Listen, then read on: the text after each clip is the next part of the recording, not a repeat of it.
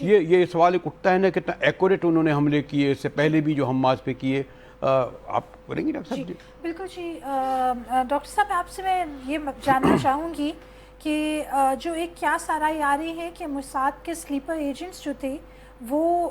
اس علاقے میں خود بیٹھے ہوئے تھے تہران میں اور مختلف علاقوں میں، اور انہوں نے پرسنلائزڈ اساسینیشن اٹیکس کیے. پھر ایک قیاس یہ آ رہا تھا کہ انڈین جو ہیں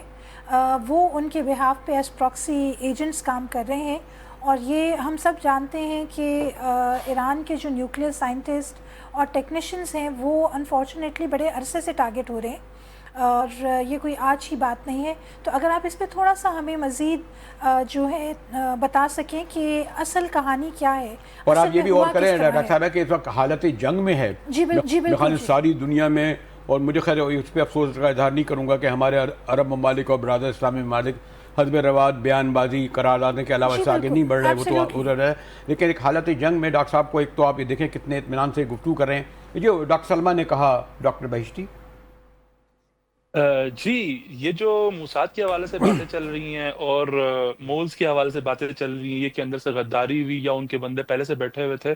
یہ سب چیزیں پاسبل چیزیں ہیں. کیونکہ جب آپ دیکھیں نا آپ کا مقابلہ کس سے ہے، آپ کا مقابلہ ایک استعماری قوت سے، ایک کفر کے سب سے بڑی طاقت سے جو اس وقت پوری دنیا میں کفر کو شیلٹر فراہم کرتا ہے. اور وہ اس ایک طرح سے اسرائیل کے بارے میں یہ بھی کہا جاتا ہے کہ وہ خود ایک طرح سے اسٹیبلشمنٹ ہے امریکہ کی، یعنی اتنی بڑی طاقت ہے، اور امریکہ بھی جو ہے اس کو ہر طرف سے جو ہے سپورٹ کرتا ہے.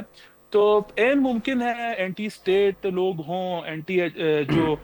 قوم کے جو لوگ ہوں وہاں پر جو نہیں ڈاکٹر صاحب، ہم ابھی بڑھ بھی رہے تھے کچھ لوگوں کو، بلکہ یہ بھی کہا گیا کہ نہ صرف پکڑا گیا ہے بلکہ یہ خبر بھی دے رہے ہیں کہ انہیں پھانسی بھی دے دی گئی ہے شاید. میں اسی طرف آ رہا ہوں. آج ہی موساد کے ایک جاسوس کو پکڑ لیا گیا ہے، اس کو پھانسی بھی دے دی گئی ہے. اور اس کے علاوہ وہ جو انڈین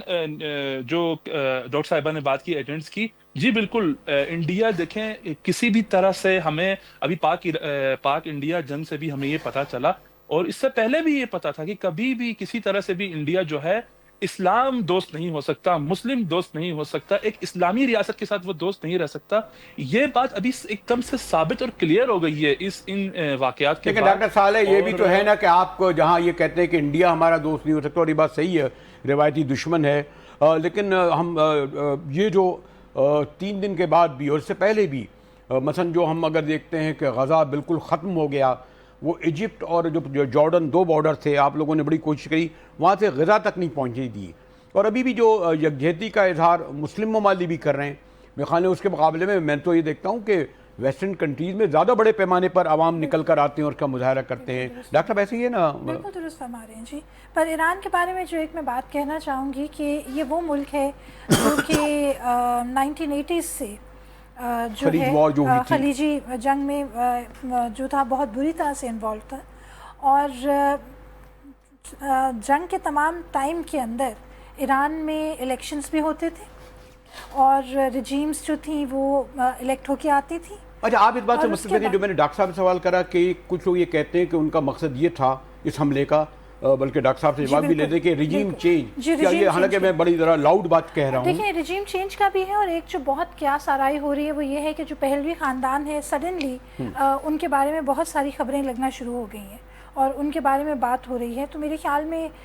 وہی رضا شاہ پہلوی جن کو انہوں نے پناہ نہیں دی تھی، اسی رضا شاہ پہلوی کے خاندان کو وہ ایک دفعہ پھر سے جو ہے پلگ ان کرنا چاہتے ہیں. یہ نئی بات کریں جی ڈاکٹر صاحب، جو ڈاکٹر صاحبہ کہہ رہی ہیں. ڈاکٹر صاحبہ فرما رہی ہیں کہ پناہ نہیں دی تھی، بلکہ پناہ نہیں دی تھی، میں اس کو تھوڑا سا وہ کروں گا، یعنی صحیح فرما رہی ہیں، لیکن یہ کہ اصلاً وہ خود نہیں آنا چاہتے اس گورنمنٹ کے ہوتے ہوئے ایران کے اندر، کیونکہ اس کو میرے خیال سے جرأت نہیں آنے کے لیے، نہ ہی اس کی کوئی پناہ. میں ایران کا نہیں کہہ رہی، ویسٹرن ورلڈ نے جب وہ پناہ مانگتے تھے تو ان کو وہ اسائلم نہیں دے رہے تھے. جی صحیح بات. جی میں انہی کی بات میں سوچ رہا تھا کہ ڈاکٹر صاحب کہہ رہے ہیں کہ ایران نہیں. دوسری بات یہ کہ پہلوی کے جو نیوز وغیرہ آتے ہیں وہ آج کوئی نئی بات نہیں ہے، یہ پچھلے 10 سال سے، خاص طور پر یہ جو لاسٹ جو الیکشن بھی جب ہوئے تھے جس میں پریزیڈنٹ رئیسی نے اس سے یعنی second last election president Raisi elect ہوئے تھے، اس میں بھی جو ہے وہ کافی شور شرابہ کیا گیا. اس پہ بھی جو ہے پہلوی خاندان کو، ان کے بیٹے بیٹیوں کو، ان کے دامادوں کو، یا جو ان کی وائف تھی بہرحال جو بھی ہے ان کو زیادہ جو ہے سوشل میڈیا پر آج بھی ایک طبقہ ہے ایران میں جو شروع میں پہلے تو انقلاب کے ساتھ تھا،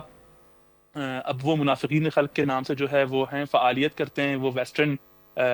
جو ممالک میں بیٹھ کر فعالیت کرتے ہیں، اور ابھی بھی جو موساد کے جو سب سے بڑے مددگار ہیں وہ یہی لوگ سب سے زیادہ ہیں ایران کے اندر، جو سائنٹسٹ وغیرہ، اور خاص طور پر ابھی آپ نے دیکھا کہ آئی جی سی کا کوئی 6-7 مہینہ پہلے بھی ایک کمانڈر مارا گیا تھا تہران کے اندر اپنی گاڑی میں سفر کرتے ہوئے، وہ جو ہے شہید کر دیے گئے تھے، ان کو بھی جب وہ پکڑا گیا تو وہ بھی ایک ایسے ہی بندے تھے